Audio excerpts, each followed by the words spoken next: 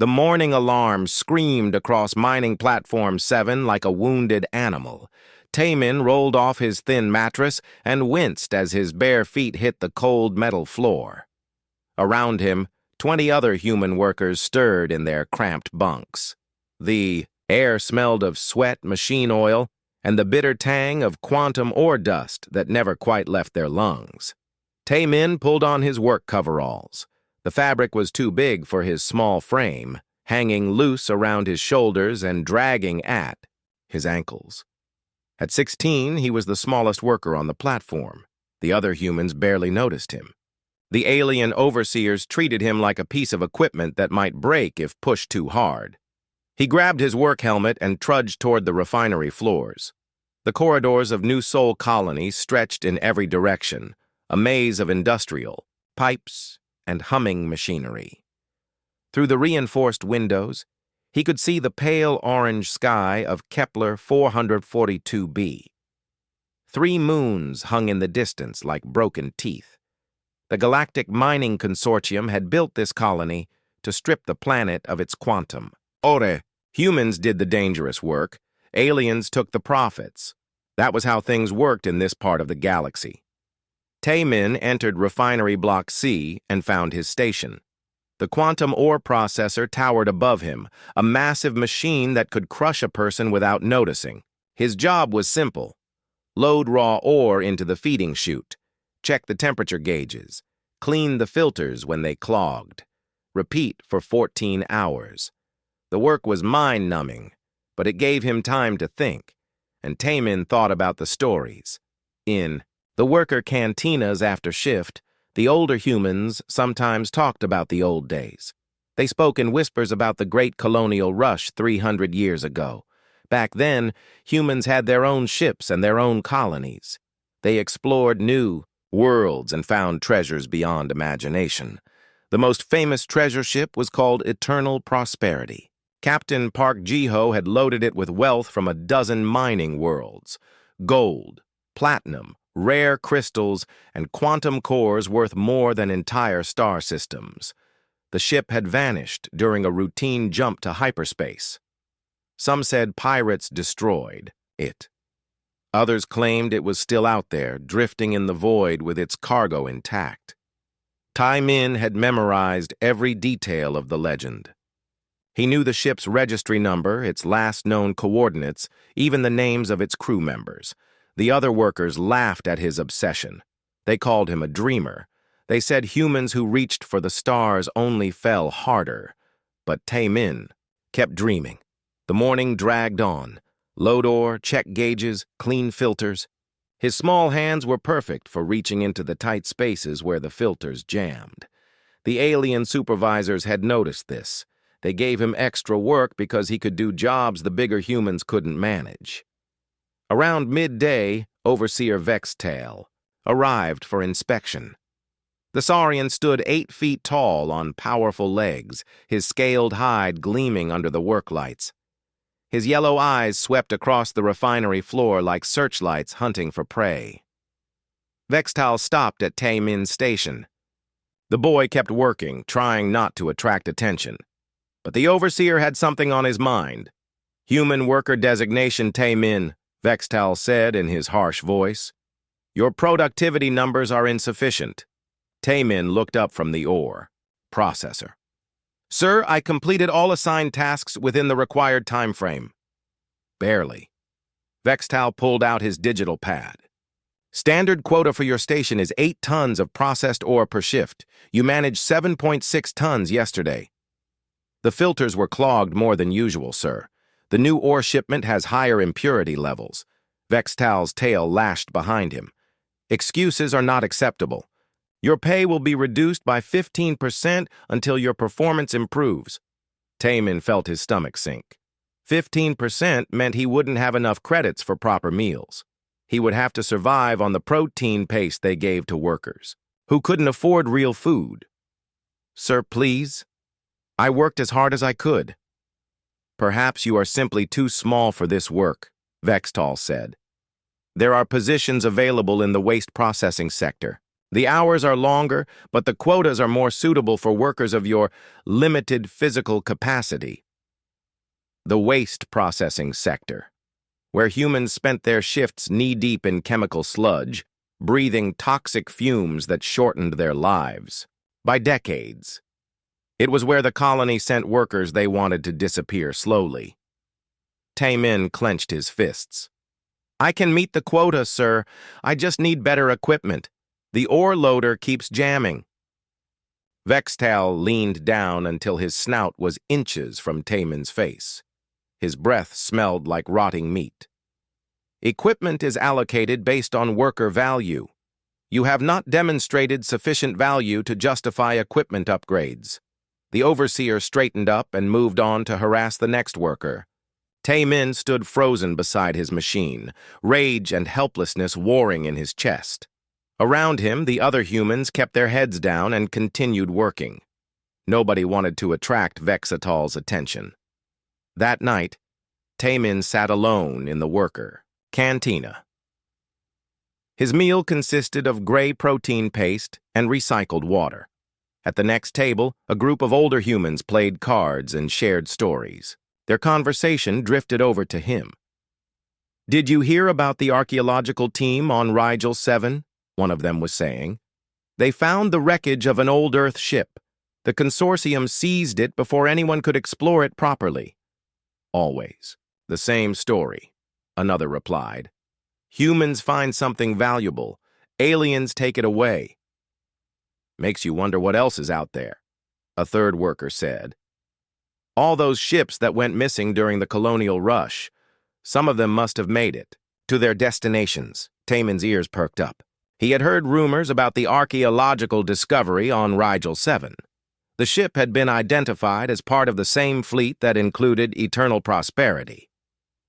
After the other workers left, Taemin made his way to the colony archives. The computer terminal was old and slow, but it gave him access to the historical databases. He had spent countless hours here, researching the colonial rush and the lost treasure ships. Tonight was different. He had a specific goal. Using his worker access codes, he pulled up the navigation charts from 3 centuries ago. The routes used by the colonial fleet were still in the database, marked as historical curiosities.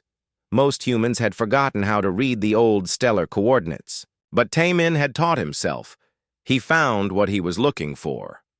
The last known position of Eternal Prosperity before it vanished. The coordinates led to a dead system called Omega Draconis. No planets, no colonies, no reason for anyone to go. There.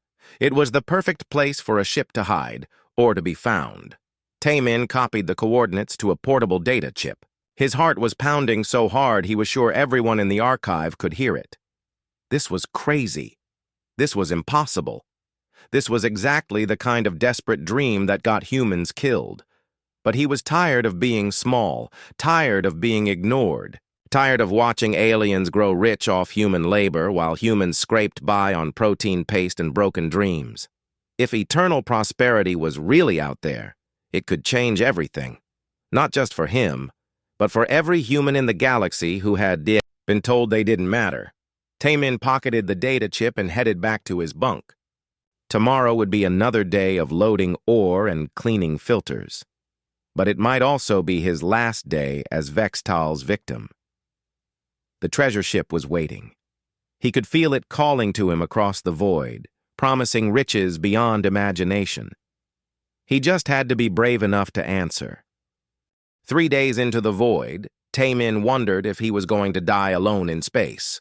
The stolen maintenance pod was never meant for long journeys. It had basic life support, emergency rations, and fuel cells designed to last 48 hours maximum. Taemin had pushed it far beyond safe limits. The air recycler wheezed with each breath. The hull creaked under the stress of continuous acceleration. But the coordinates were right there on his navigation screen. Omega Draconis, the dead system where Eternal Prosperity might be waiting. He had escaped from New Sol Colony in the middle of the night shift. While the other workers slept, Taemin had made his way to the maintenance bay. The security guard was an old human named Kim Dae-ho, who spent most nights dozing at his post. Tai-min slipped past him easily. Stealing the pod had been simple. Getting past the orbital defense grid had been harder. But maintenance pods were considered harmless. The automated systems let him pass without challenge. Now he was 3 days out from civilization, flying toward a system that showed no signs of life on his scanners. Maybe the legends were wrong. Maybe eternal prosperity had been destroyed centuries ago. Maybe he would die out here for nothing. His fuel warning light blinked red. 12 hours of power left. Not enough to make it back to the colony. Tai-min stared at the navigation display and made his choice. He would reach Omega Draconis or die trying. There was no middle ground. 6 hours later, his scanners picked up something impossible. A massive energy signature blazed across his instruments like a second sun. The readings were off the charts. Whatever was out there was enormous, metallic, and radiating power at levels that should have been visible from light years away. Tai-min adjusted his course and pushed the engines to maximum burn. The pod shuddered and complained, but it held together. 3 hours later, he saw it with his own eyes. Eternal prosperity hung in the void like a sleeping giant. The ship was even bigger than the legends claimed. 10 kilometers from bow to stern, its hull scarred by centuries of drift through space.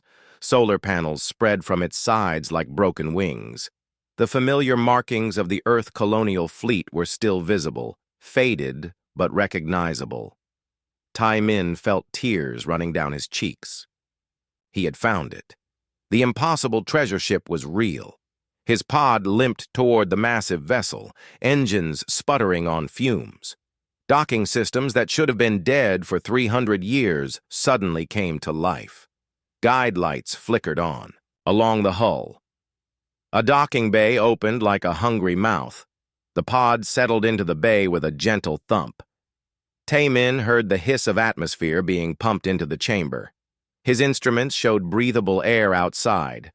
Somehow, impossibly, parts of this ancient ship were still functional. He grabbed his emergency pack and stepped out of the pod. The docking bay was huge, designed to hold dozens of ships. Empty berths stretched into the darkness. Emergency lighting cast eerie shadows on the walls. A voice spoke from hidden speakers, startling him so badly he nearly fell. "Welcome aboard, eternal prosperity, young traveler. I am Captain Park Ji-ho. You have come a very long way to find us." Tai-min spun in a circle, looking for the source of the voice. "Captain Park? But you're supposed to be dead. The ship disappeared 300 years ago."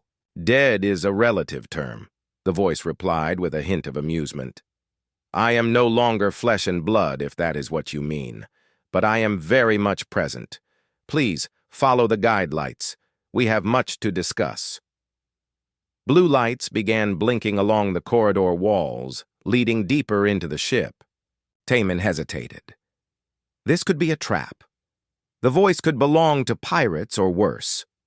But he had come too far to turn back now. The corridors of eternal prosperity were like walking through a museum. Everything was perfectly preserved, as if the crew had just stepped away for a moment. Personal belongings sat on tables. Photos of Earth hung on walls. The air smelled faintly of ozone and recycled atmosphere. The guide lights led him to the bridge. It was a vast chamber with massive viewports showing the stars outside. Captain's chairs and control stations were arranged in careful patterns. At the center of it all was a holographic projection of a middle-aged man wearing an Earth colonial fleet uniform. "Captain Park Ji-ho," the hologram said with a slight bow. "At your service. Though I must admit, you are not what I expected our first visitor to be." Tai-min stared at the translucent figure. "You're a computer program?" "I am the uploaded consciousness of Captain Park Ji-ho, preserved in the ship's quantum matrix when my biological form was no longer viable. Along with 4,999 other souls who chose digital existence over death." The entire crew? Every man, woman, and child aboard this vessel. We could not abandon our mission, even in death. The hologram gestured toward the viewports. We have been waiting for humanity to find us, waiting for someone to carry our legacy forward. A new voice interrupted them. Captain, we have another problem. Taemin turned to see a young woman emerging from a side corridor. She was real, not a hologram. About 20 years old, with short black hair and engineer's coveralls. She moved with the careful balance of someone who had spent years in space. Lee. Sora, the woman said, extending her hand to Taemin. Ship's engineer. I've been in cryogenic suspension for the past 3 centuries. Your arrival triggered my revival sequence. Taemin shook her hand, still stunned by everything he was seeing. I'm Taemin, from New Soul Colony. I came looking for treasure.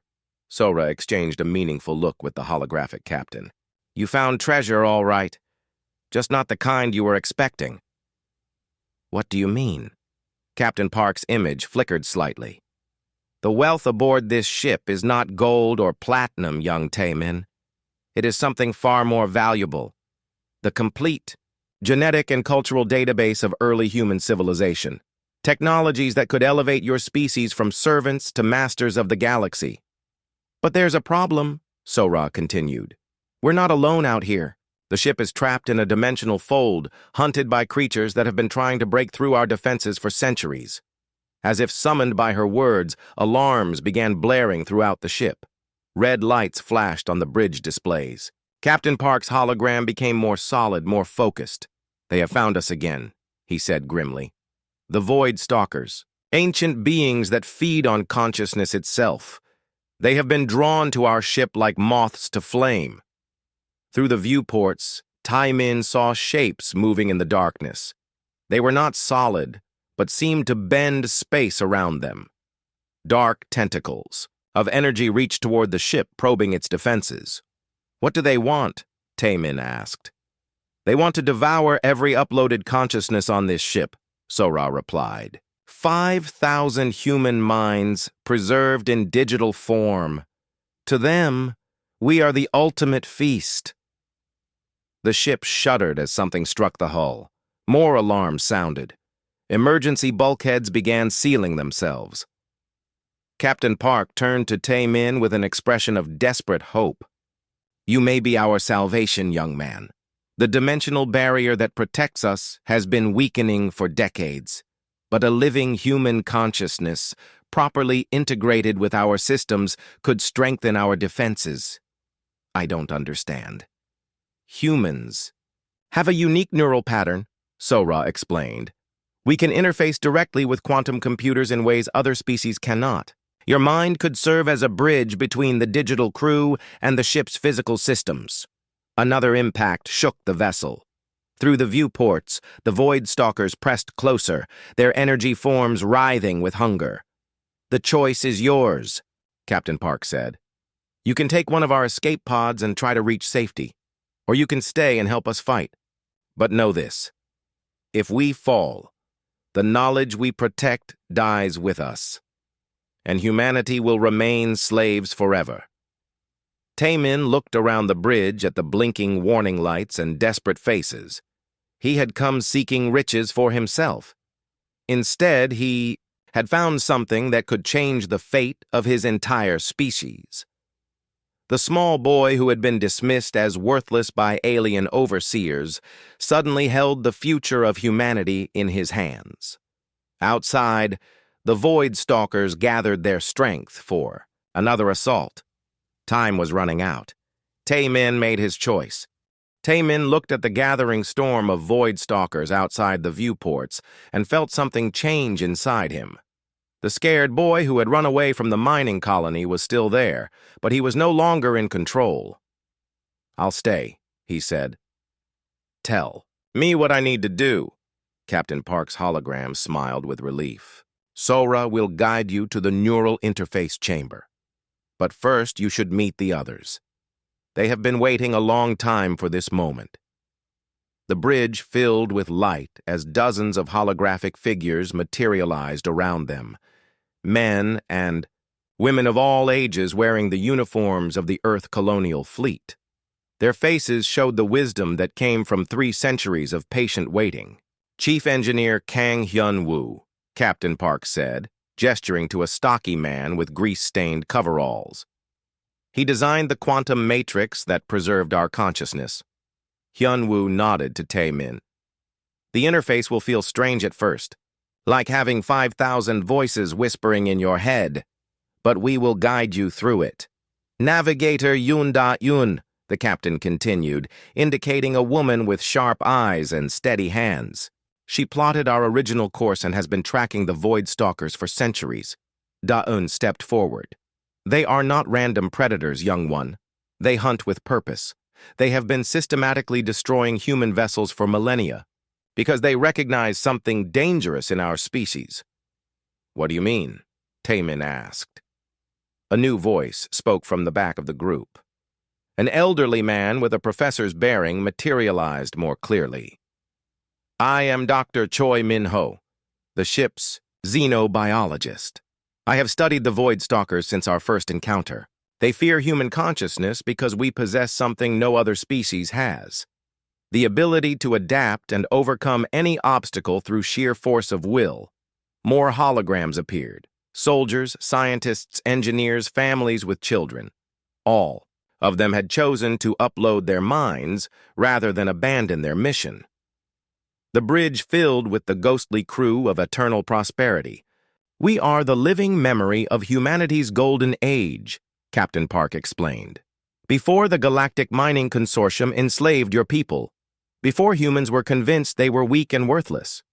We remember when humans explored the galaxy as equals, not servants.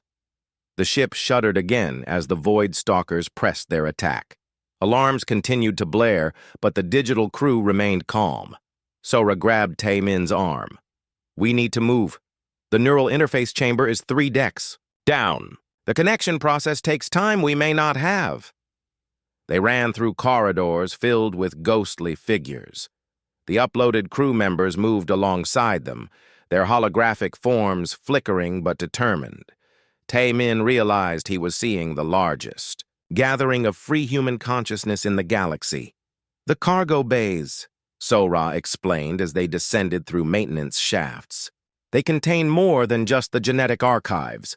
We have prototype weapons that the Galactic Council banned as too dangerous. FTL drives that don't require alien-controlled jump gates.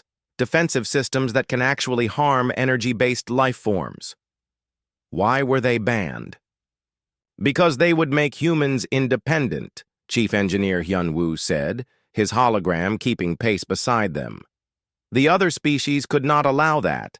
Better to keep humans as manual laborers than risk them becoming competitors. They reached the neural interface chamber. It was a small room dominated by a chair surrounded by quantum processing nodes. Cables and sensors hung from the ceiling like electronic vines. The process is simple, Sora explained, checking the equipment. You sit in the chair. The quantum matrix links your living consciousness with our digital forms. Together, we become something greater than the sum of our parts. Outside, the Void Stalkers' assault intensified. The ship's hull groaned under the pressure of their energy attacks. Emergency power kicked in as primary systems began to fail. They are breaking through the dimensional barrier, Navigator Da-eun reported. We have perhaps 10 minutes before they breach the ship. Tae-min sat in the interface chair. Sora began attaching sensors to his head and arms. The metal was cold against his skin. What happens if this doesn't work? He asked. Captain Park appeared beside the chair. Then humanity remains enslaved forever, and 5,000 souls finally find peace in death. No pressure, Tae-min muttered. Sora activated the connection sequence. Immediately, Tae-min felt his consciousness expanding. Voices began whispering in his mind, not threatening but welcoming. He saw flashes of memory. Earth as it was 3 centuries ago, the excitement of the great colonial rush, the horror of humanity's gradual enslavement. Easy, Chief Engineer Hyun-woo's voice echoed in his thoughts. Let us guide you. Feel the ship's systems through our connection. Suddenly, Taemin could sense everything. The power flowing through the hull, the structural stress from the void, stalkers' attacks, the quantum processors humming with digital life. He was no longer just a boy from a mining colony. He was part of something vast and powerful. Now you understand, Dr. Choi's voice whispered. This is what they fear. Human consciousness linked with advanced technology. We become more than biological. Limitations can contain. Through the ship's sensors, Taemin saw the Void Stalkers clearly for the first time. They were ancient beyond measure, beings of pure energy that had existed since the galaxy was young. They fed on the life force of sentient species, growing stronger with each civilization they consumed. But humans were different.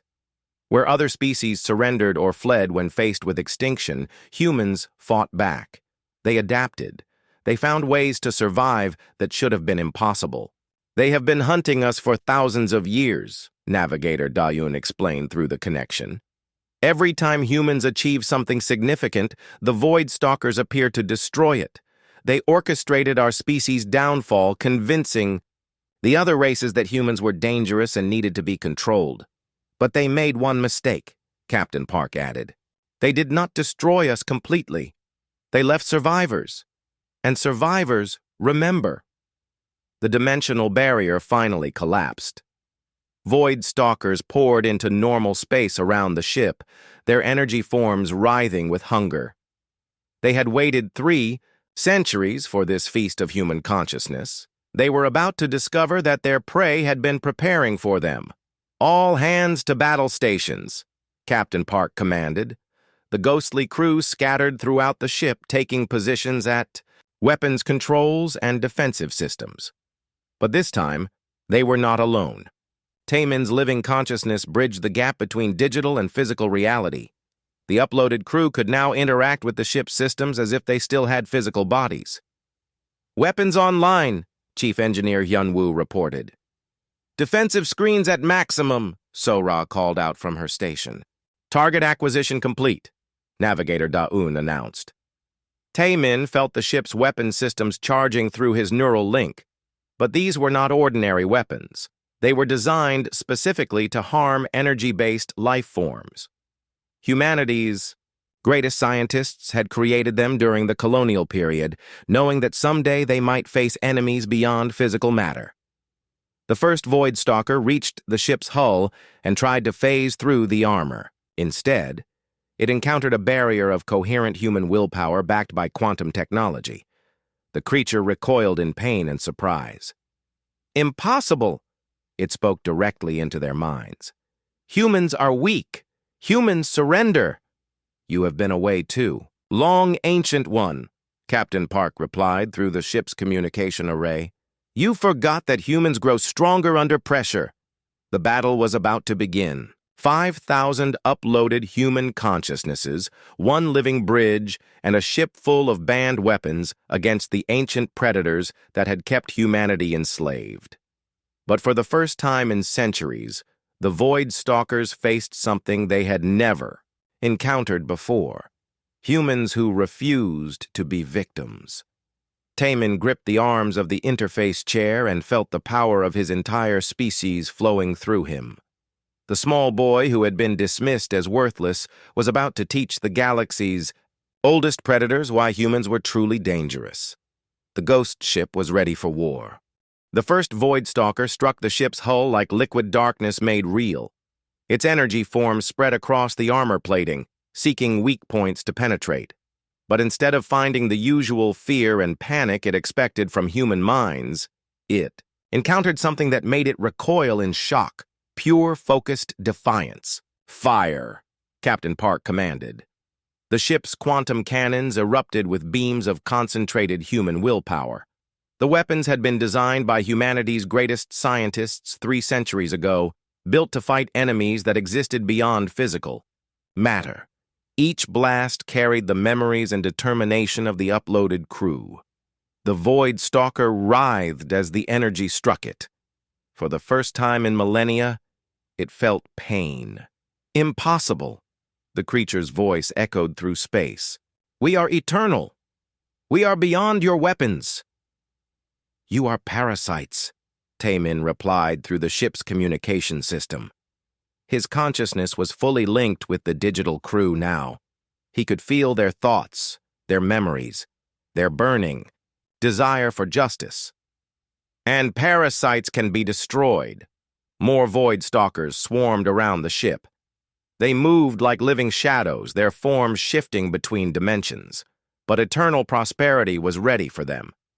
Chief Engineer Hyun-woo had spent 3 centuries preparing the ship's defenses. Every system had been modified and improved. The hull itself was now a weapon, charged with quantum energy that burned any Void Stalker that touched it.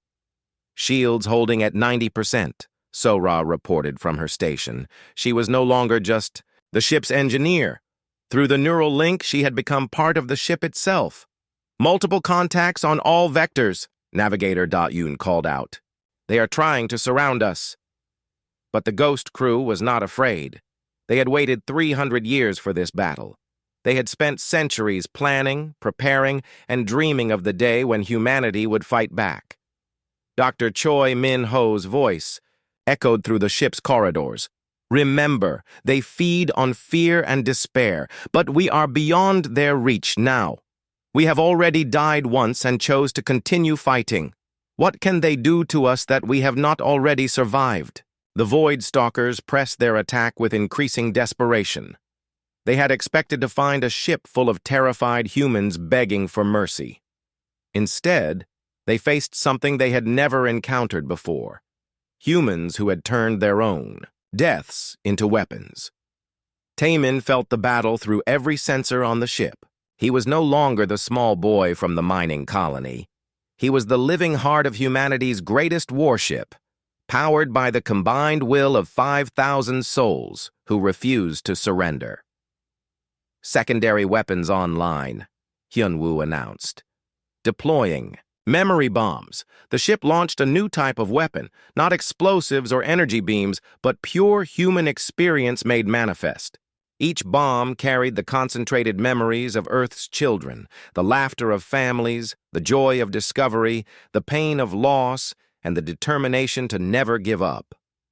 When the memory bombs struck the Void Stalkers, the ancient creatures staggered. They had fed on countless species across the galaxy, but they had never tasted anything like human emotion.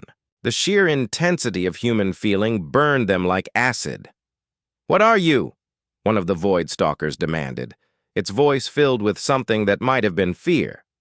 "We are the species you tried to destroy," Captain Park replied. "We are the ones who refuse to stay dead." Through the neural link, Taemin saw flashes of the true history of the galaxy. The Void Stalkers had appeared whenever a species grew too strong or too independent.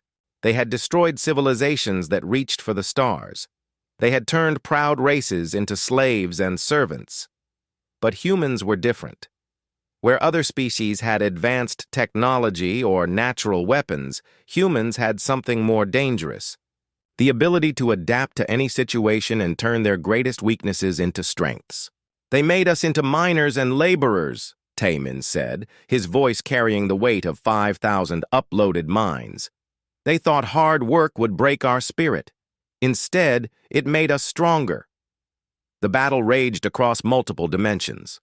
The Yada Void Stalkers tried to phase into the ship's interior, but they found themselves trapped by quantum barriers charged with human determination.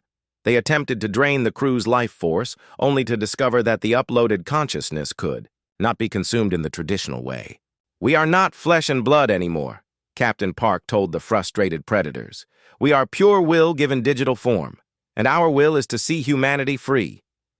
The Ghost crew fought with weapons that should not have existed, memory cannons that fired concentrated experiences of human triumph, emotion mines that exploded with the fury of oppressed workers, quantum torpedoes powered by the dreams of children who wanted to explore the stars. But the Void Stalkers were not finished. The largest of their kind materialized near the ship's bridge. It was ancient beyond measure, a creature that had devoured entire star systems. Its voice boomed through space with the authority of eons. Foolish humans. You think your defiance matters? We have destroyed species far greater than yours.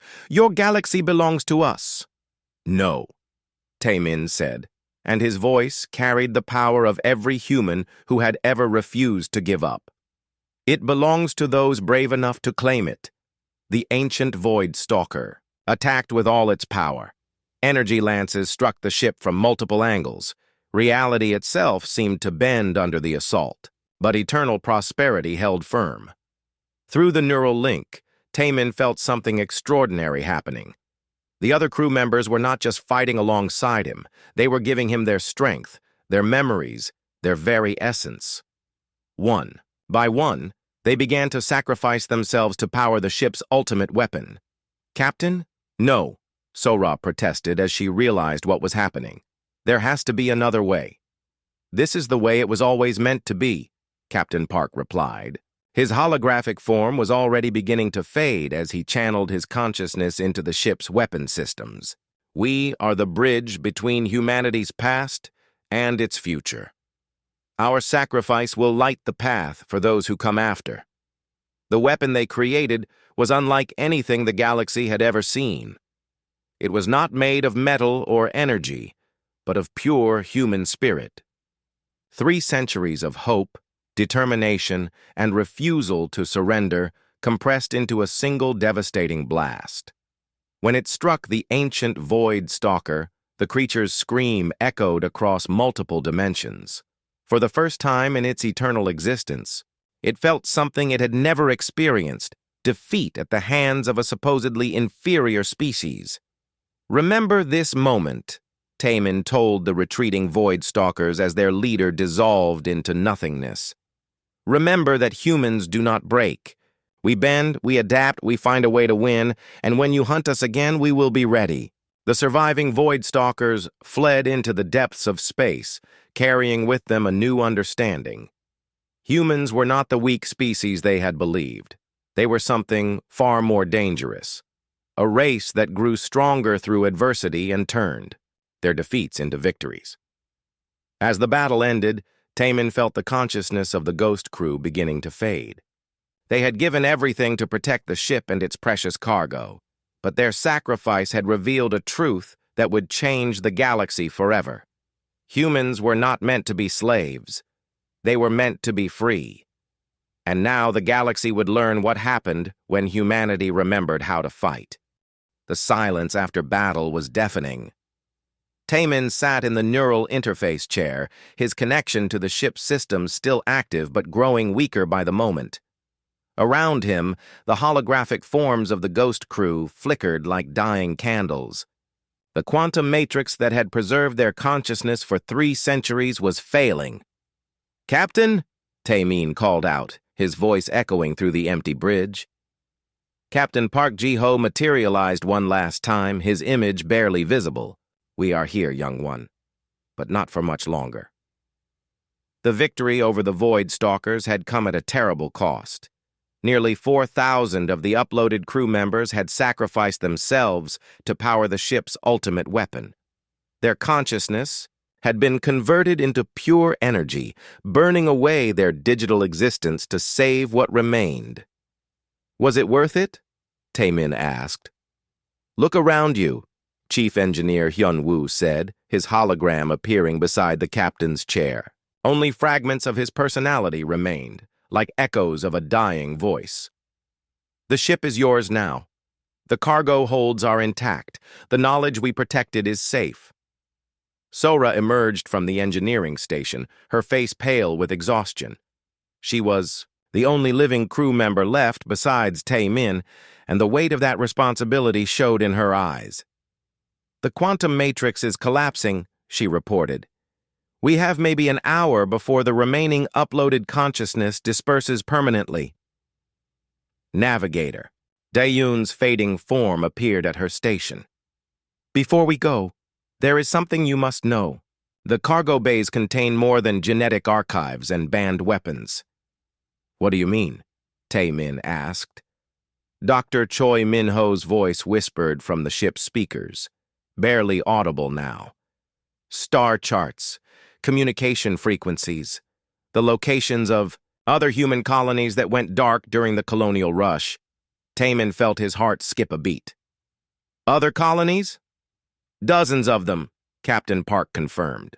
When the Galactic Mining Consortium began enslaving humans, many colonies simply disappeared from the records.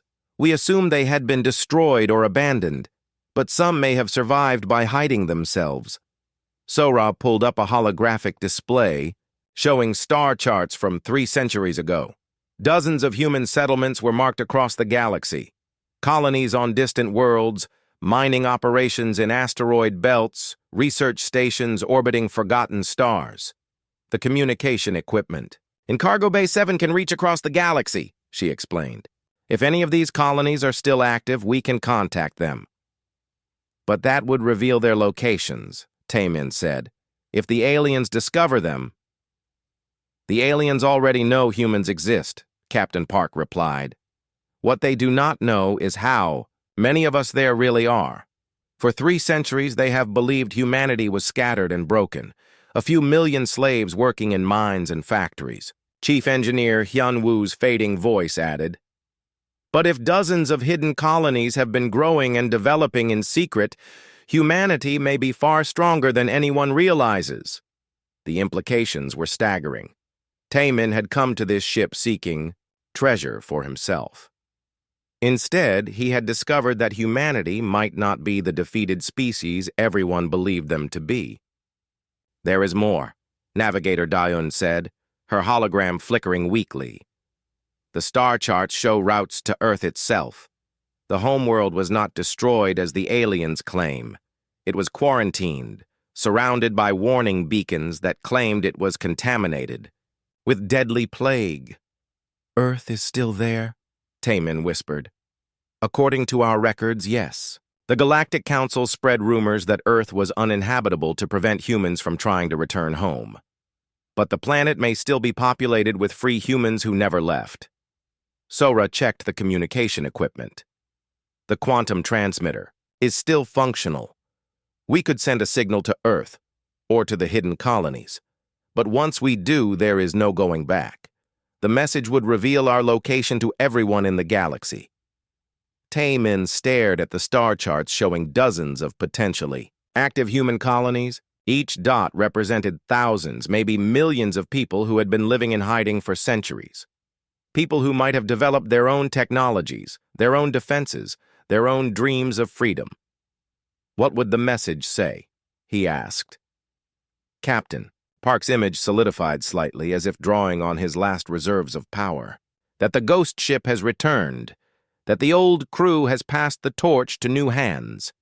That it is time for humanity to stop hiding and reclaim its place among the stars. And if the aliens intercept the message, then they will learn what the Baal Void Stalkers discovered today. Dr. Choi's voice echoed from the walls. That humans do not stay defeated. We adapt. We survive. We find ways to win that our enemies never expect. But Tae-min hesitated. He was 16 years old, a runaway from a mining colony who had never commanded anything more complicated than an ore processor. How could he be responsible for decisions that might affect the entire human species? I am not qualified for this, he said. I am just a kid who wanted to get rich. You are the bridge between our past and humanity's future, Captain Park replied. You have already proven your worth by surviving the neural link and helping us defeat the Void Stalkers. The choice is yours to make. Sora placed a hand on his shoulder. Whatever you decide, I will support you. But remember that we are not just deciding for ourselves. We are deciding for every human who has ever dreamed of being free.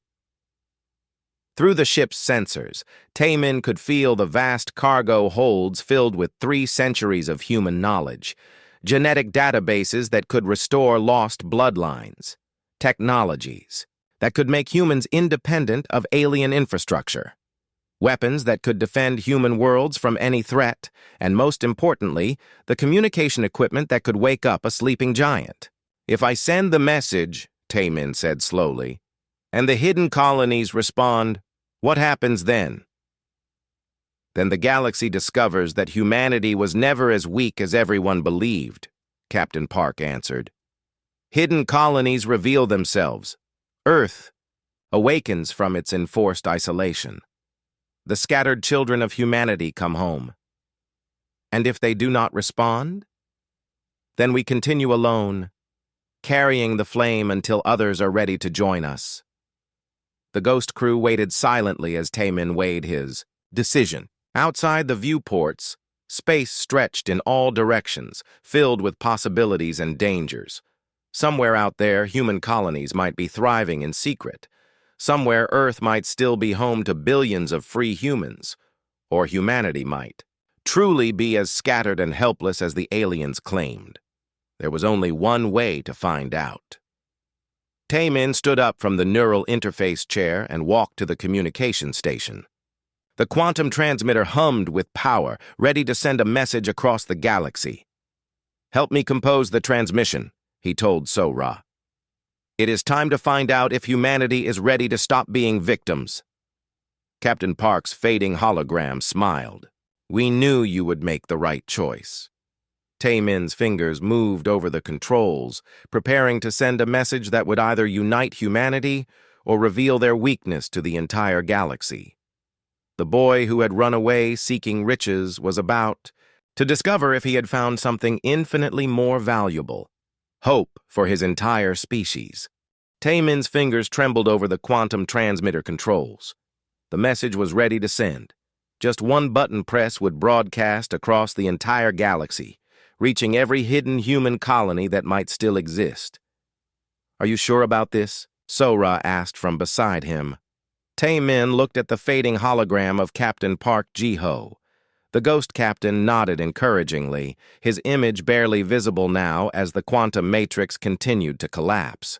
For 300 years we have hidden in the shadows, Taemin said. It is time to step into the light. He pressed the transmission button. The quantum communicator erupted with power, sending the message across space at faster-than-light speeds. The signal would reach the farthest edges of the galaxy within hours, carrying a simple but powerful call to action. This is Eternal Prosperity calling all human colonies. The ghost ship has returned. The old crew passes the torch to new hands. If you are out there, if you are listening, it is time to come home. It is time to be free. The message also contained the star charts showing safe routes between colonies, technical specifications for the banned human technologies, and most importantly, proof that humanity could fight back against the forces that had oppressed them. Now, they waited. For 6 hours, the ship's communication array remained silent. Taemin began to worry that his decision had been wrong. Maybe the hidden colonies really had been destroyed. Maybe Earth was truly dead. Maybe humanity was as scattered and helpless as everyone believed. Then the first response came. Eternal Prosperity. This is New Busan Colony in the Vega system. We have been in hiding for 287 years. We read you loud and clear. Taemin nearly fell out of his chair. Sora grabbed his arm with excitement. Even the fading holograms of the ghost crew seemed to strengthen at the sound of living human voices. New Busan Colony, this is Taemin aboard Eternal Prosperity. How many survivors do you have? Survivors? The voice from Vega sounded amused. Son, we have 47 million people across 12 worlds. We have been waiting for someone to make contact. We thought we were alone. More responses flooded in. Colony after colony revealed themselves from across the galaxy. Each one had a similar story.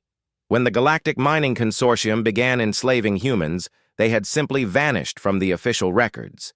They moved to hidden systems, built secret bases, and developed their own technologies while the aliens believed they were extinct.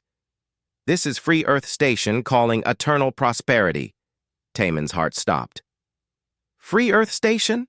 You mean Earth itself? Affirmative. Earth was never abandoned. We have been in quarantine for 3 centuries. pretending to be a plague world while we rebuilt our civilization.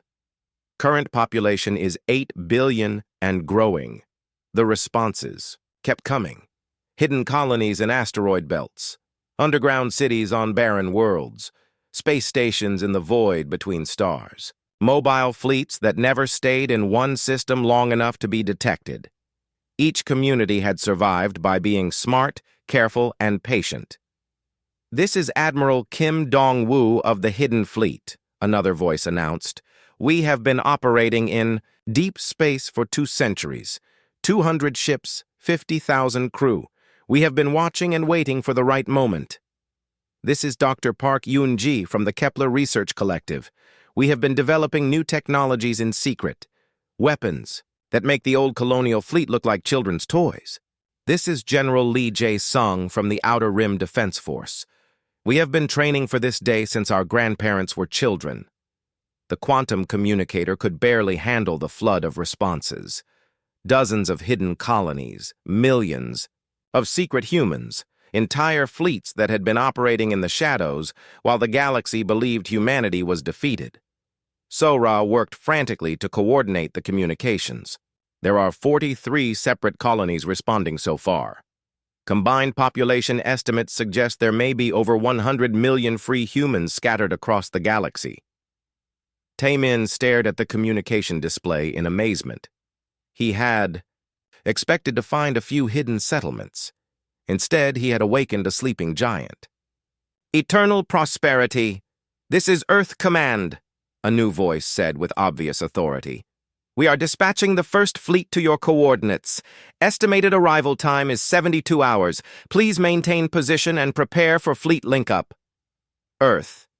"Command, this is just a boy in a stolen maintenance pod," Taemin replied. "I am not qualified to command anything." "Son, you did something none of us had the courage to do. You sent the signal that brought us all together. That makes you exactly the right person for the job."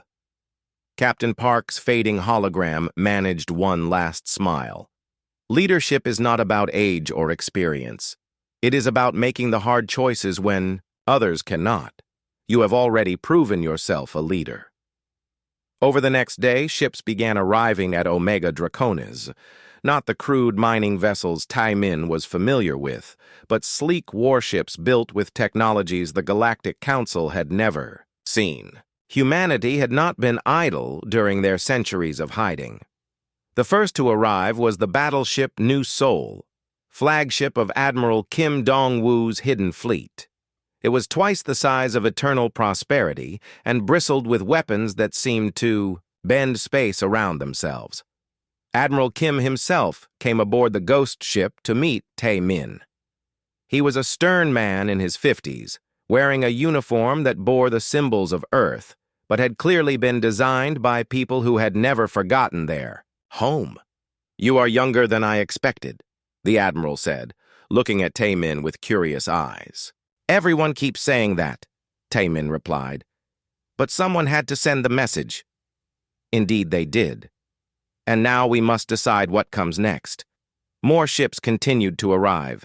The research vessel Sejong brought scientists with technologies that could revolutionize galactic civilization. The carrier Incheon launched fighter squadrons that moved like liquid mercury through space. The dreadnought Gwangju carried weapons that could crack planets. But it was the arrival of the Earth delegation ships that truly changed everything. 5 massive vessels emerged from hyperspace, each one bearing the original flag of humanity's homeworld. They had come to bring their scattered children home. Ambassador Lee Min-jung came aboard Eternal Prosperity as the official representative of Earth's government. She was an elegant woman who carried herself with the confidence of someone who had never accepted defeat. 300 years ago, our species was scattered to the winds, she told the assembled fleet commanders. The aliens thought they had broken us. They were wrong. We have grown stronger in the darkness. We have prepared for this moment. Today, humanity returns to take its rightful place among the stars. The fleet that gathered around Eternal Prosperity was unlike anything the galaxy had seen. 150 ships representing dozens of hidden colonies, technologies that surpassed anything the Galactic Council possessed, weapons that could challenge the greatest powers in known space. But when alien diplomatic ships arrived to negotiate with this new threat, they found something that surprised them even more than the fleet itself. The primary contact was still Taemin, the 16-year-old boy in mining colony work clothes who sat calmly on the bridge of the ghost ship and listened to their desperate offers of equal partnership with the patient smile of someone who understood that being underestimated was humanity's greatest weapon. "We do not want partnership," Taemin told the alien delegates. "We want recognition. We want respect. We want the freedom to determine our own destiny without interference." "And if we refuse?" the Saurian delegate hissed. Taemin gestured toward the viewports, where the human fleet stretched to the horizon. Ships from Earth, from hidden colonies, from secret bases that had waited centuries for this moment. Then you will discover what the Void Stalkers learned. Humans do not break. We adapt. We survive. We find ways to win that our enemies never expect. The negotiations were brief. The Galactic Council, faced with a human fleet that had appeared from nowhere and technologies they did not understand, agreed to recognize humanity as a full member species with equal rights and sovereign territory.